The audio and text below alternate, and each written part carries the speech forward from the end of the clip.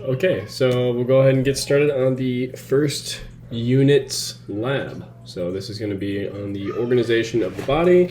You'll find this right when you open up your lab packet that you could have gotten from the bookstore or printed off from online.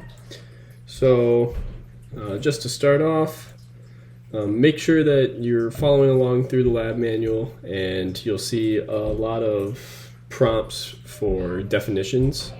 All you need to do is fill those out accordingly as you go along, and if you have any questions, feel free to email me.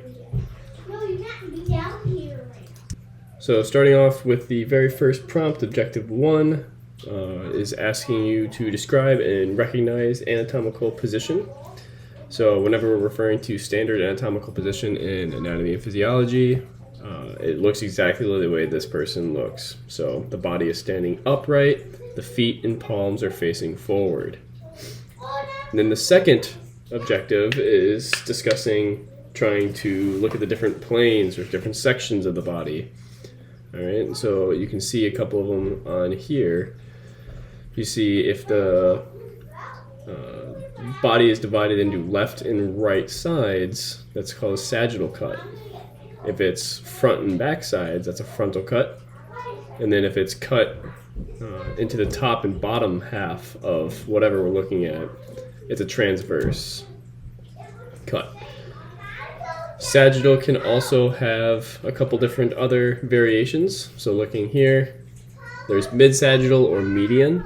This basically just means that there are exactly equal left and right sides. So mid-sagittal is exactly what we're looking at when we're looking at this sagittal plane. And then parasagittal is if it was just a little off on one side or the other, meaning that there are unequal sides on left and right of this dividing line. So that would be parasagittal. Coronal or frontal, again, is just going to be dividing into front and back. And then transverse, again, is just like a cross section. Looking at different directional terminology, these are really important when it comes to, especially in the medical industry, when we're talking about certain areas of the body in proximity to other areas. And so when it comes to looking at superior or inferior, we're looking at towards the head or towards the feet. So superior being towards the head and inferior being towards the feet. And then anterior and posterior are also going to be contradictory to each other. So anterior would be toward the front of the body, and posterior would be toward the back of the body. These are also the same thing as ventral and dorsal when it comes to comparative anatomy and physiology. So dorsal would be toward the back of the body, whereas anterior is the same as ventral, being toward the front of the body.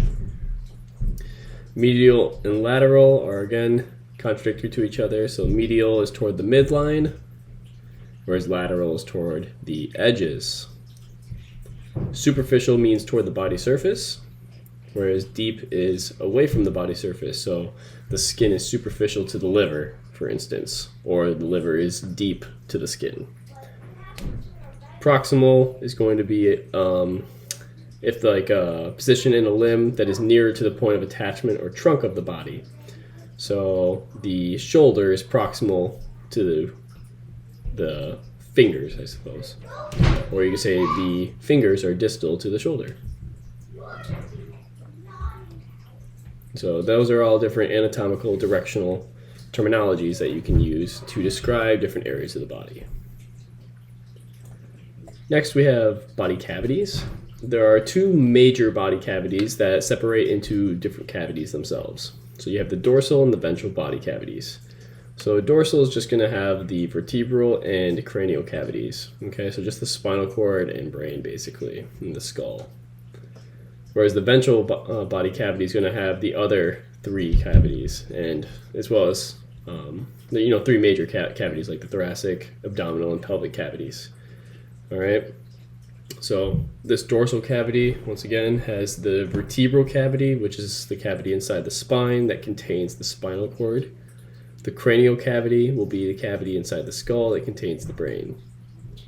The ventral cavity is found on the anterior half of the body and includes the thoracic cavity, This thoracic cavity is going to be formed by the ribs, and it's located above the diaphragm. The mediastinum is the cavity in the middle of the chest between the lungs. So that's this orange area you can see here. This is the mediastinum. Cavity in the middle of the chest between the lungs, and it contains the heart, major vessels, esophagus, and the trachea. The pericardial cavity just below that is the cavity within the mediastinum that contains only the heart. So the pericardial, cardia meaning heart, peri meaning surrounding, it's the cavity literally surrounding the heart. The pleural cavities are going to contain the lungs, the pleura meaning lungs, so these pleural cavities contain the lungs.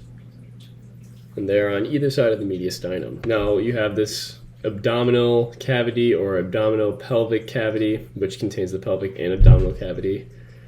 The abdominal pelvic cavity is going to be the cavity below the thoracic cavity. Okay. The abdominal cavity is going to house the digestive organs, and it extends only to about the hip, whereas the pelvic cavity is going to house reproductive organs, the ureters and the urinary bladder, and those will be below the hip, or kind of right between, I suppose. So those are all the cavities. Next, we have the serous membranes, all right, on the bottom of this page. So we need to be able to name and recognize them. There's a couple different ones, so we'll make sure that we understand what visceral and parietal mean, and then the different subdivisions of those. So visceral just means the serous membrane layer that directly covers or lines the outside of an organ, whereas parietal is going to be the serous membrane that directly covers or lines the body wall around that organ. The visceral and parietal layers are all a continuous membrane, one leading into the other. So the visceral pleura is the inner layer of the serous membrane that covers the lungs. So that's what you see here, this visceral pleura. The parietal pleura is the outer layer of the serous membrane that lines the pleural cavity and attaches the lung to the body wall. So these two are continuous with each other, the visceral and parietal pleura. Then there's the visceral pericardium and the parietal pericardium. The visceral pericardium is going to be the inner layer of the serous membrane that covers the heart, whereas the parietal pericardium is the outer layer of the serous membrane that lines the body cavity around the heart and attaches the heart to the body wall. The visceral peritoneum is the inner layer of the serous membrane that covers the digestive system, and the parietal peritoneum is the outer layer of the serous membrane that lines the body cavity around the digestive organs and attaches them to the body wall. So visceral means that it's directly covering the organ we're talking about. Parietal is going to be attaching it to the body wall and be continuous with that visceral layer. So when we're talking about pleura, we're talking about lungs. When we're talking about pericardium, we're talking about the heart. And we're talking about peritoneum, we're talking about the digestive organs. Next, we have the quadrants. This one's pretty straightforward. We have 4 different quadrants, right? Quad meaning 4.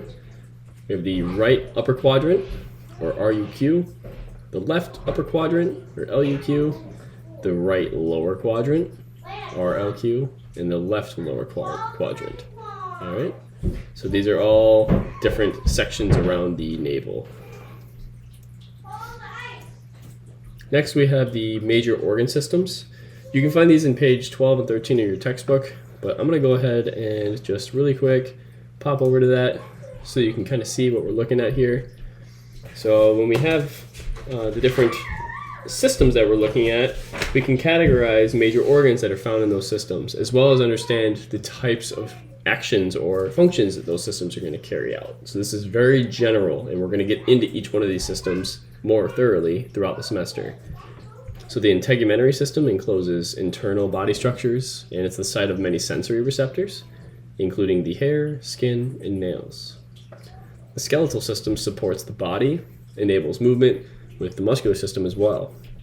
This includes cartilage, bones, and joints. The muscular system helps the skeletal muscle or skeletal system move, and also helps maintain body temperature with heat production. So there's going to be skeletal muscles and tendons in there. The nervous system detects and processes sensory information, activating bodily responses as well. This will include your brain, spinal cord, and peripheral nerves. Then we have our endocrine system that secretes hormones and regulates bodily processes. You have a bunch of different organs involved in that, like your ovaries, testes, adrenal glands, pancreas, thyroid, and pituitary glands. Then we have our cardiovascular system that helps deliver oxygen and nutrients to tissues and equalizes temperature in the body. And this has the heart and blood vessels. Then we have the lymphatic system, which will have the thymus, lymph nodes, spleen, and lymphatic vessels, helping return fluid to the blood and defend against pathogens. The respiratory system will help remove carbon dioxide from the body and deliver oxygen to the blood. And again, this is just going to be your lungs and trachea, nasal passage. Your digestive system will help process food and remove waste from undigested food. So we have the stomach, liver, gallbladder, large intestine, and small intestine. There's a bunch of more organs that are involved in that. That's just some direct ones. Then the urinary system controls water balance in the body and removes waste from blood and excretes them. We have the kidneys and urinary bladder.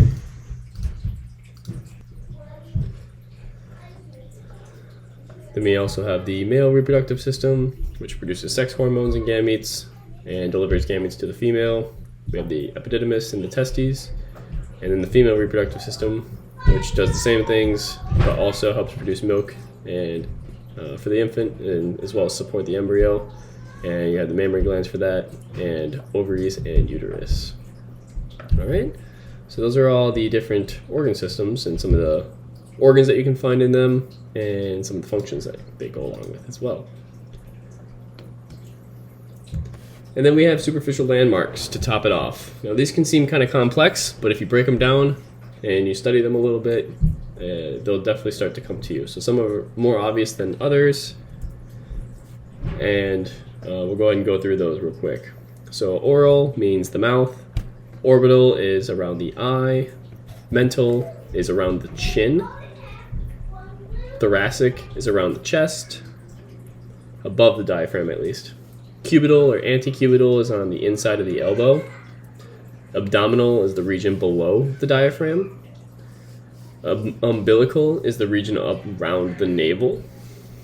Pubic is the region around the external glands, or the external genitals, I should say. The inguinal is a weird one, but that's the groin region. So think of your groin. Ingroinal. Inguinal. Ingroin. It's where the legs attach to the torso. And then patellar is the front of the knee. Occipital is the base of the skull in the back.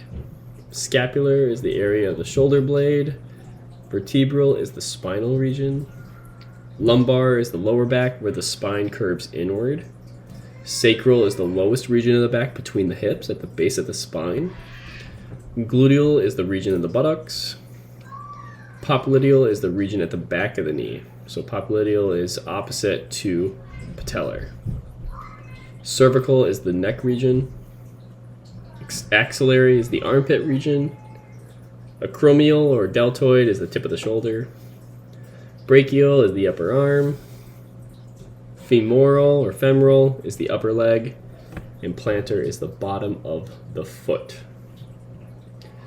So this takes care of everything when it comes to the first unit's lab, so it's rather short. Make sure you try the practice lab quiz before you do the graded lab quiz. It'll give you an idea of some of the questions that you can expect on the graded lab quiz, which of course you only get one attempt, and it's timed, whereas the practice ones are not timed. So take good notes, please email me with questions, and I look forward to chatting again soon.